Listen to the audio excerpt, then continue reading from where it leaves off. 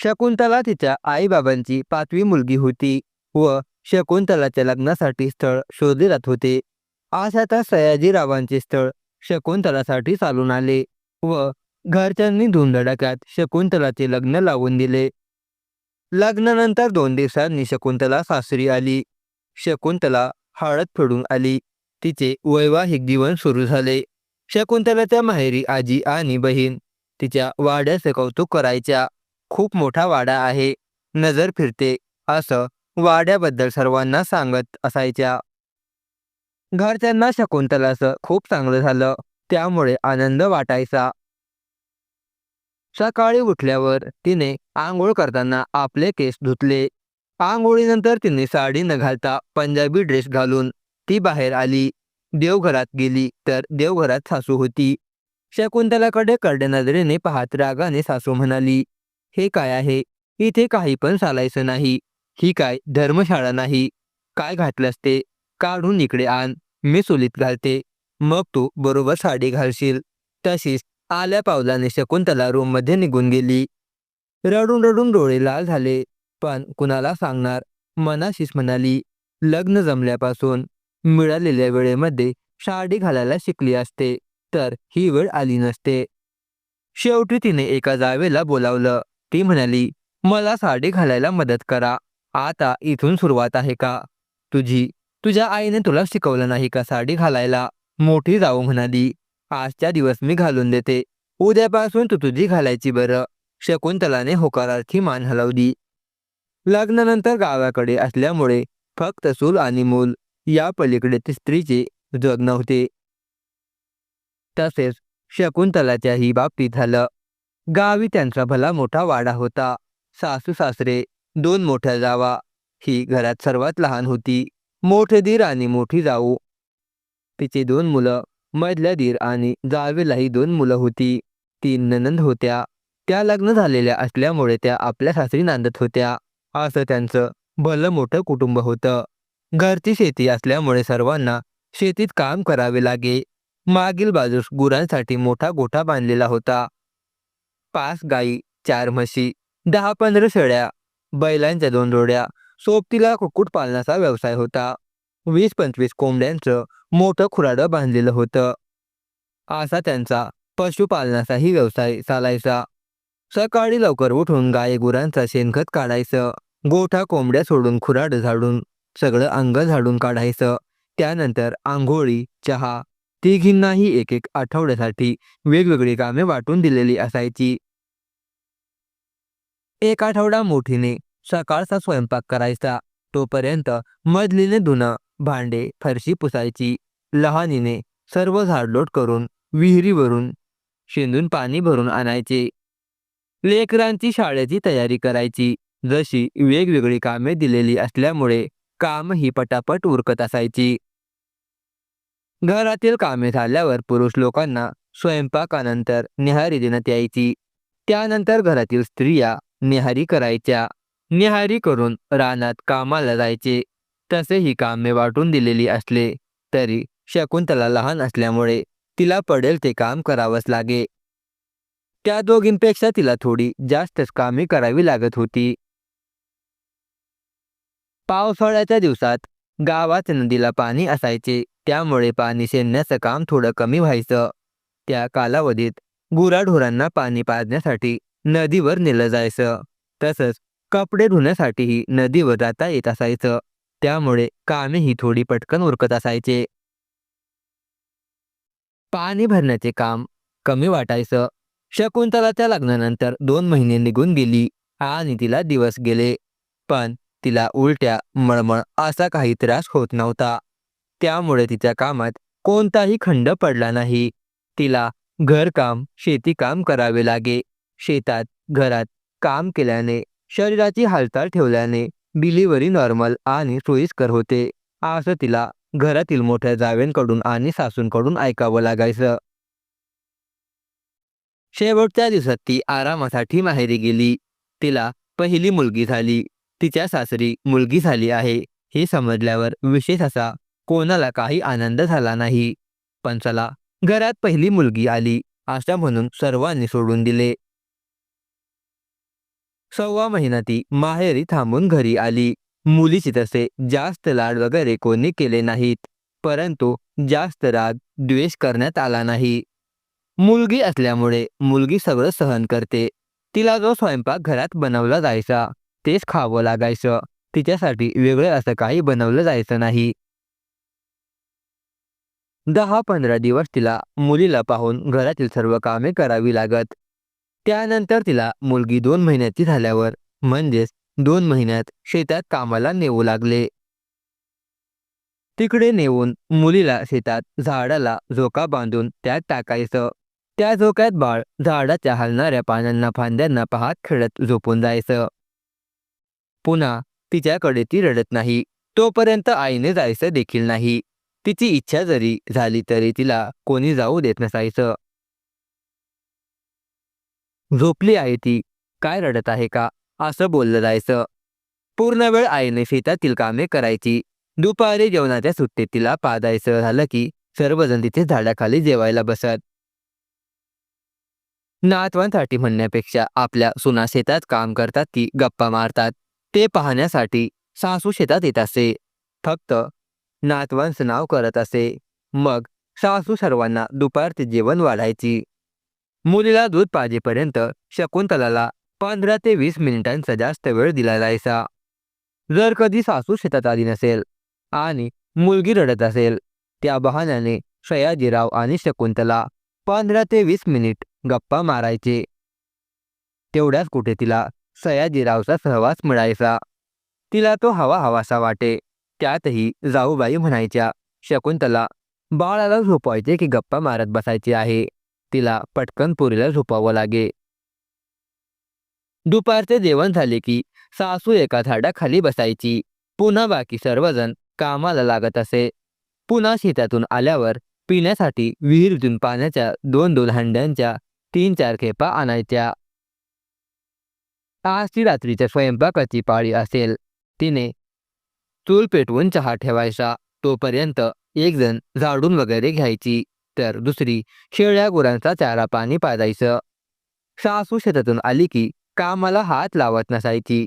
दोघी तिघी जणी जावा मिळून सर्व घरातले कामं करत असे. त्यानंतर रात्रीचा स्वयंपाक, जेवण असं रोजचं काम चालू असायचं. घरातील सासू सासरे जरी जुन्या विचाराचे असतील तरी वातावरण ठीकच होते. घरात रोज मोठ्या जावांच्या आणि सासूंच्या म्हणण्याप्रमाणे स्वयंपाक होई. 2 भाज्या ज्वारीच्या किंवा बाजरीच्या भाकरी असत. सासऱ्यांच्या पुढे सुनेच्या डोक्यावरचा पदर खाली पडता कामा नये, हा घरचा रीतिरिवाज होता. एक दिवस शकुंतला स्वयंपाक करत होती. सकाळचा स्वयंपाक करायची तिची पाळी होती. तिचा स्वयंपाक उरकला होता. सासरे गावात पारावर बसायला गेले होते. शकुंतलाची मुलगी रडायला लागली म्हणून तिने चुलीतील पेटलेली लाकडे पटकन बाहेर काढून पाण्याचा शिंतोडा मारून विझवून ठेवले. ती चुलीपुडून उठली आणि वाड्याच्या मुख्य दरवाजाकडे न पाहता तशीच मुलीच्या झोक्याकडे धावली. त्यावेळी तिच्या डोक्यावर पदर खाली पडलेला तिच्या लक्षात आले नाही. तो सासरे कटाक्ष नजरेने सयाजीरावला म्हणाले, आता हेच पाहायचं राहिलं होतं. त्याने समोर पाहिलं. शकुंतलाच्या डोक्यावरचा पदर खाली पडला की सयाजीरावच्या लक्षात आले. त्याच्या हातात असलेला तांब्या त्याने शकुंतलाला फेकून मारला. शकुंतलाच्या डोक्याला खूप मोठा टेंगूळ आला. तिला चक्कर आल्यासारखं झालं. ती क्षणभर बसली आणि मुलगी जास्त जोरात रडू लागल्यामुळे उठून तिने मुलीला पाजायला घेतले. डोकं खूप दुखत होतं. तिने जावेला सांगितलं तर जाऊ म्हणाली, तुला अक्कल नाही का? आम्ही काय वेड लागलं म्हणून तुला सांगितलं होतं का? तू मोठी महाराणी झालीस तर त्याला आम्ही काय करावं? तू बघ तुझं. हे शब्द ऐकल्यावर शकुंतलाला वाटले, हिला नसतं सांगितलं तर बरं झालं असतं. तिला सांगून पस्तावल्यासारखं वाटलं. सासरे सरकारी शाळेत क्लर्क होते. पुढच्या 2 वर्षात ते रिटायर होणार होते. पण स्वभावाने अतिशय कडक. त्यांच्यापुढे कुणाच्या तोंडातून शब्द काढायची हिंमत होत नसायची. घरात गोड पदार्थ काय ते फक्त सणासुदीच्या दिवशी घरात खायला मिळायचे. घरातल्या स्त्रियांना नटायला सजायला मिळायचे. एकमेकींना बोलणं बसणं व्हायचं. देवपूजेच्या निमित्ताने का होईना गावातील स्त्रियांमध्ये नटून थटून जायचं. शेजारी पाजारीच्या स्त्रियांसोबत गप्पा मारायच्या. तेवढ्याच वाड्यातील स्त्रियांना विरंगुळा होत असे. एरवी काही असो पण सर्व कुटुंब सणासुदीला आनंदाने एकोप्याने राहत असे. त्यामुळे सणासुदीचा दिवस सुखासमाधानाचा जायचा. एरवी कोणाचे काही वेगळं पदार्थ किंवा वेगळं भाजी सुद्धा बनवायची हिंमत होत नव्हती. सासऱ्यांचा दबाव तेवढा असायचा. महिन्याच्या सुरुवातीला भरलेला किराणा दुसऱ्या महिन्याच्या तारखेपर्यंत पुरलाच पाहिजे. मधून किराणा मिळणार नाही अशी ताकीद असायची. मग सणासुदीच्या दिवशी तिघीजणी आणि सासू ही मदत करायची.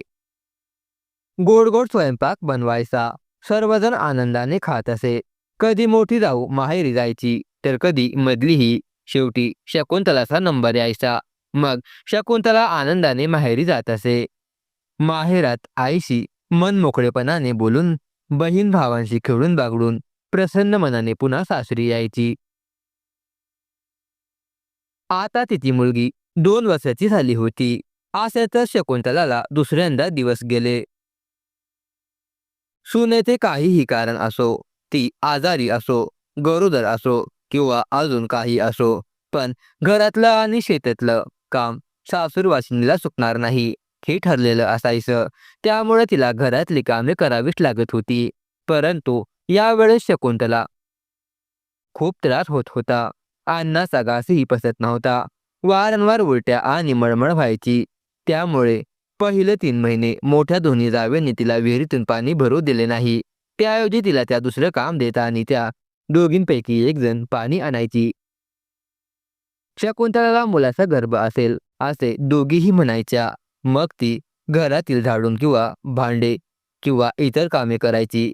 तोपर्यंत जाऊबाई शेंदून पाणी भरत असे. दुसरी जाऊबाई नदीवर जाऊन त्या स्वच्छ झुळझुळ वाहणाऱ्या पाण्यात खडकावर धुणं धुण्यासाठी आलेल्या बायकांसोबत गप्पा मारत कपडे धुवून आणत असे. घरातील पुरुष मंडळीच्या न्याहारी उरकलेली असायची. मग शेतातून दुपारच्या जेवणासाठी सासू एका मोठ्या कापडात भाकरी बांधून एका मोठ्या डब्यात पातळ भाजी तर दुसऱ्या डब्यात कोरडी भाजी भरून ते एका मोठ्या टोकरीमध्ये ठेवायचं. नंतर सासू आणि त्या तिघीजणी जेवण करायच्या. त्या 1.5 वर्षाच्या बाळाला सासू काहीतरी भरवायची. तोपर्यंत शकुंतला सर्व जेवणाचे भांडे घासून घ्यायची.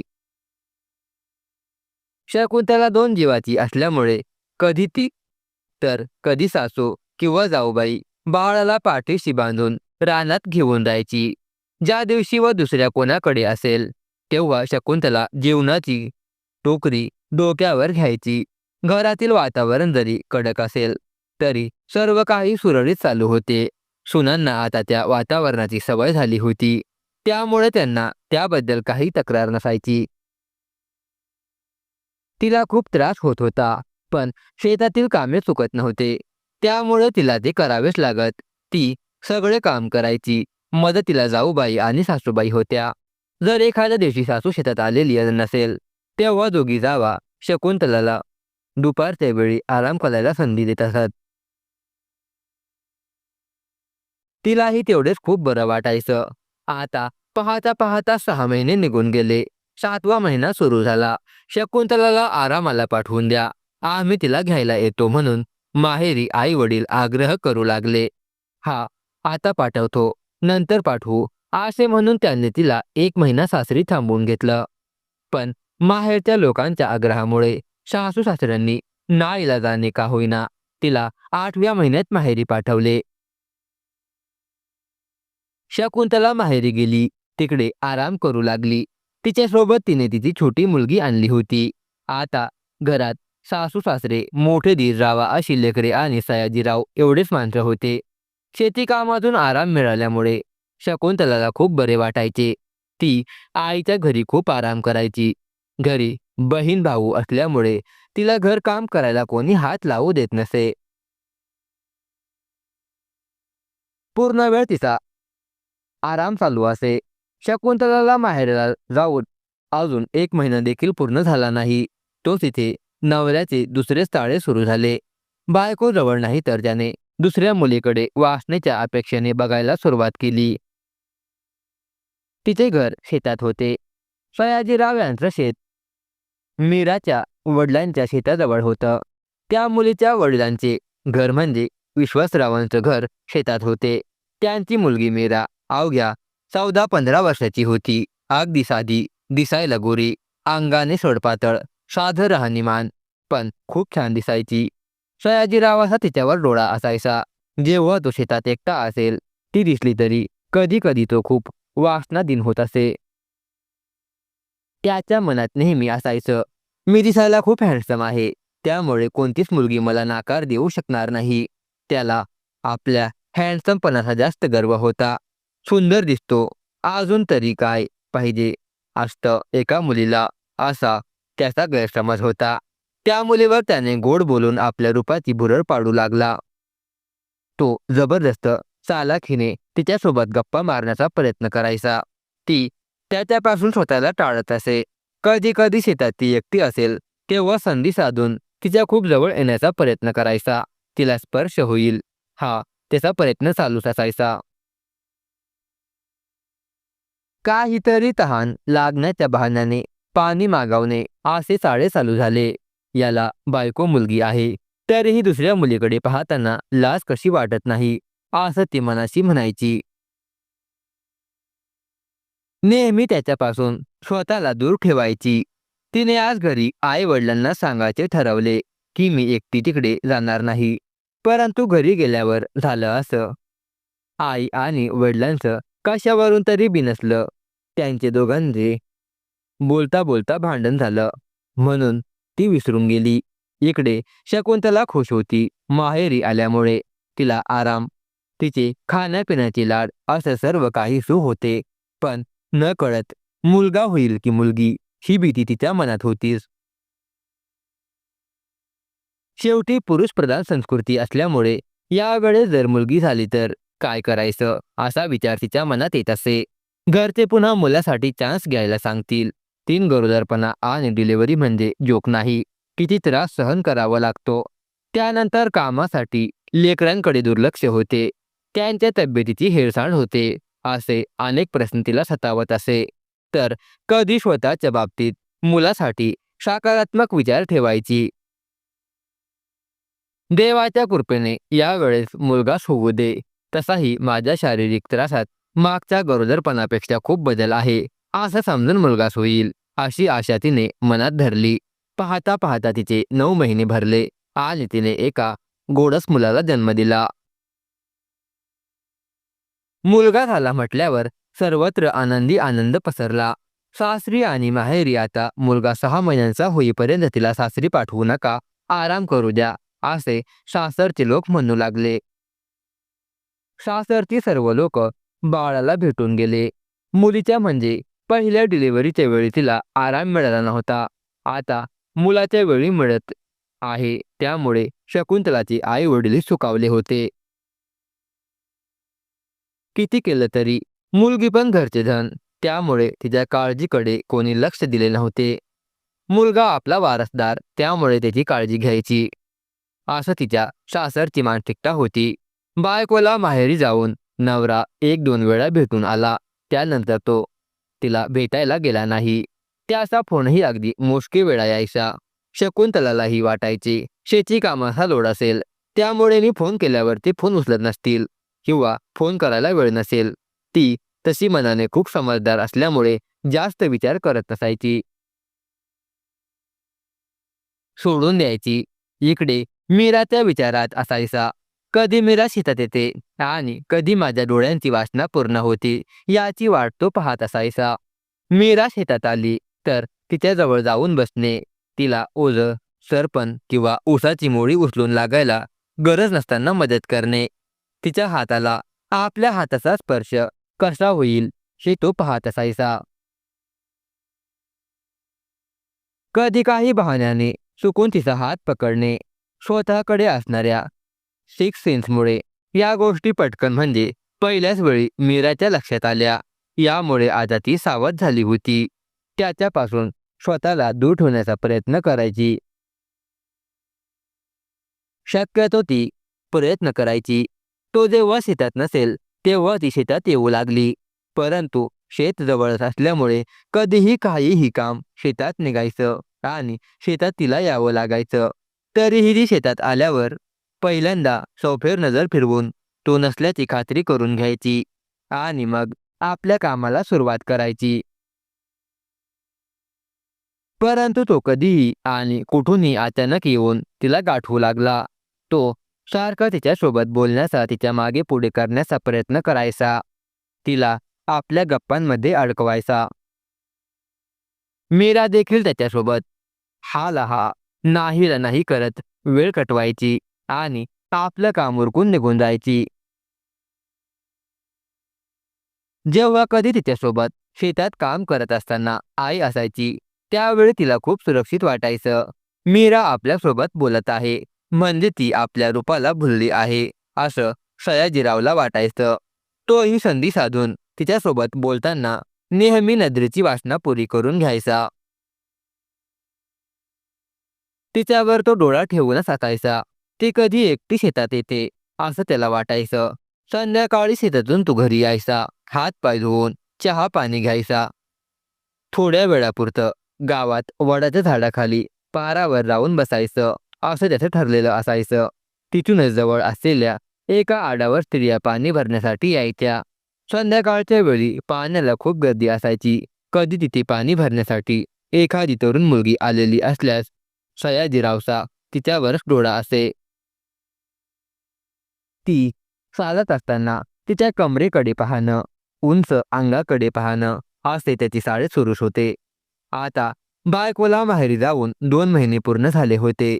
त्यामुळे तो तर अजूनच वासनेपोटी वेडापिसा होऊ लागला होता. पुन्हा घरी आल्यावर रात्रीच्या जेवणानंतर तो बायकोला फोन करायचा. तिच्यासोबत थोडंसं आणि आपल्या लाडक्या लेकीचे बोल ऐकत बसायचा. तिच्या बोबड्या बोलांनी त्याला बरे वाटायचे. आज त्याने ठरवलं उद्या सासूरवाडीला मुक्कामी जातो. दुसऱ्या दिवशी सकाळी उठल्यावर चहा पाणी झाला. त्यानंतर शेतात थोडा फवारा मारायचा होता. तो फवारा मारून आला. न्याहारी करत असताना त्याने वडिलांना आणि मोठ्या भावांना म्हटले, मला आज सासूरवाडीला मुक्कामी जायचं आहे. त्यावर आई म्हटली, जायचे तुला तर जा. भेट तुझ्या बायकोला, बाळाला आणि मुलीला. भेटल्यावर तासभरात मागे. मुक्कामी कशाला थांबतो? अगं आई, फक्त एक दिवस मुक्कामी जातो. आजचा दिवस. त्याचे हे वाक्य ऐकून आईने त्याला जाण्यास मनाई केली. शेतातील कामं खूप आहेत. तिथे जाऊन काय करणार? इथे काम कोण करणार? त्याच्यावर डोळे मोठे करत करड्या आवाजात वडील म्हणाले. असं म्हणत अडवलं. त्यामुळे तो सासूरवाडीला जाऊ शकला नाही. दिवस सरत होते. अशातच 8-10 दिवस निघून गेले. शकुंतला माहेरी आपल्या 2 लेकरांसोबत आनंदाने राहत होती. दिवसभर आईला शेती काम असायचं. तरीही आई शकुंतलाची आणि 2 लेकरांची खूप काळजी घ्यायची. त्यातली त्यात लहान बहीण असल्यामुळे शकुंतलाला खूप आराम मिळायचा. रात्रीच्या वेळी शकुंतला आरामात झोप काढायची. बाळासाठी आई जगायची. शकुंतलाला आता तर त्याचा मोजके वेळा म्हणजे दिवसातून एकदाच फोन यायचा. तिने फोन केल्यावर तो फोन उचलत नसायचा, तर कधी कट करायचा. आता हे रोजच झालं होतं. त्यामुळे तिने त्याला आज विचारायचं असं ठरवलं. त्याचा फोन आला. रिंग वाजल्यावर तिने फोन उचलला. पलीकडून तो हॅलो, ती पण इकडून हॅलो म्हणाली. हा बोल. तो म्हणाला, त्यावरती काय झालं? तुम्ही तर आता फोन पण दिवसातून एकदाच करतात. त्याला म्हणाली, अगं तुला माहीत आहे ना, शेतातल्या कामाचा भार असतो म्हणून वेळ नाही मिळत. शेतातून घरी गेल्यावर पुन्हा गुराढोरांचं पाहावं लागतं. मला कामामुळे वेळ नाही मिळत. तुला काय, तू माहेरी आहेस, आरामच आराम. पुरुषांचं तसं नसतं ना. आम्हाला कशाचं माहेर असं बोलून तो तिला शांत बसवायचा. बरं ठीक आहे बोलून इकडच्या तिकडच्या मुलीच्या आणि बाळाच्या बद्दल शकुंतलाला विचारून फोन ठेवला. त्याला काम असतील शकुंतला समजून घ्यायची. त्यांचे दिवस चालू होते. पण दिवसेंदिवस त्याला शकुंतलाचा खूप राग येऊ लागला. ती जास्त दिवस माहेरी थांबली नसती तर माझी अशी अवस्था झाली नसती. तो मनाशी म्हणायचा. आता तर फक्त फोन केल्यावर तो आपल्या छोट्या शीतलला विचारायचा, तिच्यासोबत गप्पा मारायचा. तीही आपल्या बोबड्या बोलणे वडिलांसोबत गप्पा मारी. थोडा वेळ तिच्याशी गप्पा मारून त्याला बरं वाटायचं. तिचे बोबडे बोल सारखे ऐकत राहावे असे वाटायचे. नंतर शकुंतलाशी जुजबी बोलणं झाले आणि फोन कट करायचा. शकुंतलासोबत जास्त बोलायचं नाही ही गोष्ट कुठेतरी शकुंतलाला खटकायची. तिला वाईट वाटायचे. तिला असं वाटलं की मागच्या वेळेस मी 6.25 महिन्यात सासरी गेली आणि या वेळेस खूप दिवस थांबली आहे, म्हणून यांना वाईट वाटत असेल. तिने तसे विचारण्याचा प्रयत्न केला तर तो म्हणायचा, तुझं राज्य आहे. तुला जेवढे दिवस तुझ्या माहेरी थांबायचं तेवढे दिवस थांब. मी कशाला काय म्हणू. तिला तर कोड्यात पडल्यासारखं वाटायचं. काय बोलावं तेच समजत नसायचं. आता शकुंतलाचा कुठे 6.25 महिना संपत आला होता. ती आई वडिलांना म्हणायची, मला माझ्या सासरी जायचं आहे. आता खूप आराम केला. जाशील ग शकुंतला, पुन्हा हे दिवस येत नसतात. मिळाले आहेत तर घे करून आराम, असं आई तिला समजवायची. तिला तर खूप दमछाक झाल्यासारखं झालं. एकीकडून नवरा माहेरी थांबली आहे म्हणून नाराज, तर दुसरीकडून आई वडील असे म्हणतात. त्यामुळे तिला कोणासमोर काय बोलावं हे समजेना. तीही आपली शांत राहिली. आपण फोनवर बोलून जमलं तर काढूया यांचा रुसवा, असती मनाशी म्हणायचे. आज त्याने बायको लेकरांना भेटून येत आहे असं सांगितलं आणि तो सासूरवाडीला गेला. असंच अचानक आज तो घरी आला. शीतलला उचलून घेतले. तिच्यासोबत खेळला. बाळालाही घेतले. नंतर शकुंतलासोबत जे थोडंसं बोलला, पण मनापासून बोलल्यासारखं वाटल्यामुळे तीही समाधानी झाली. नंतर शकुंतलाच्या आईने जेवण बनवलं.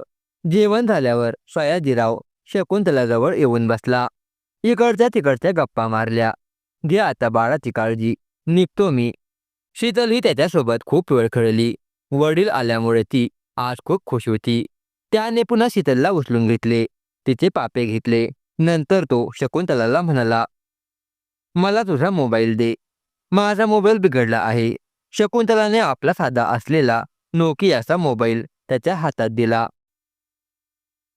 तसा तर तो त्याने तिला माहेरी यायच्या टाईमला घेऊन दिला होता. अगोदर थोडीस तिच्याकडे मोबाईल होता. तोही मोबाईल त्याने पुन्हा मागे घेतला. तिनेही त्याला तो मोबाईल दिला. घरी पोहोचल्यावर बाबांच्या मोबाईलवर फोन करा. शकुंतला त्याला म्हणाली, हो, संध्याकाळी फोन करतो. तो म्हणाला. शीतलला एका हाताने बाय बाय करत बाईक चालू करून तो निघून गेला. आता तर शकुंतलाच्या हातात मोबाईल नसल्यामुळे त्याच्यासोबत बोलणं ही वडील आल्यावरच होत असे. आता गावाकडे रात्रीची लाईट असल्यामुळे तो रात्री पिकांना पाणी देण्यासाठी शेतात जायचा. कधी मोबाईलला चार्जिंग नसायचा, त्यामुळे तो शकुंतलाला फोन लावत नसायचा. या 7-8 दिवसात त्याने शकुंतलाला रात्रीचा फोनच लावला नव्हता. तो दिवसा फोन लावायचा, पण तिचे वडील शेतात असायचे. ते घरी आल्यावर शकुंतलाला सांगायचे, पण शकुंतला जावयांना काम आहे, त्यामुळे तो फोन करू नको असं वडील तिला म्हणायचे. ती ठीक आहे म्हणायची. असे 7-8 दिवस निघून गेले आणि पुन्हा दिवसाची लाईट आली. तेव्हा तो दिवसभर काम करायचा. आपले कारनामे सुरू होते. त्याची वासनाधीन नजर मीराकडे टक लावून असायची. घरी आल्यावर गुराढोरांचा चारा पाणी झाल्यावर चहा घेऊन तो निवांत व्हायचा. पुन्हा गावातल्या पारावर बसायचा. फेरीला जाऊन यायचा. जेवणानंतर रात्रीच्या वेळी तो शकुंतलाला फोन करायचा. तिच्या वडिलांच्या मोबाईलवर त्याचा फक्त एक वेळा फोन यायचा. 3 वर्षाची शीतल आणि शकुंतला त्याच्यासोबत बोलायच्या आशातच 8-10 दिवस निघून गेले. आता बाळ 5 महिन्याचे झाले. त्याला नजर आली होती. ते घरातील सर्व माणसांना ओळखू लागले होते. आता त्याचे रात्रीचे रडणे कमी झालं. त्यामुळे शकुंतलाच्या आईलाही पूर्णपणे रात्रीची झोप मिळू लागली. नंतर एक दिवस त्याचा फोनच आला नाही. शकुंतलाने वडिलांकडून मोबाईल घेतला. त्याला फोन लावला तर मोबाईल बंद होता. लाईट नसेल म्हणून चार्जिंग नसेल, त्यामुळे मोबाईल बंद पडला असं समजून तिने 1-2 तासाने पुन्हा फोन लावला. तेव्हाही मोबाईल बंद होता. आता तिला वाटले शेतात काही काम असेल. मग मोबाईल कसा चार्जिंगला लावतील ना? सकाळी फोन लावूया असं म्हणून ती रात्री 11 वाजता झोपली. तर मैत्रिणींनो आणि मित्रांनो, अजून पुढे शकुंतला सोबत काय काय घडणार आहे बघूया पुढील भागात. पुढील भाग न चुकता ऐकण्याकरिता सर्वांनी चॅनलला सबस्क्राईब करून ठेवा. धन्यवाद.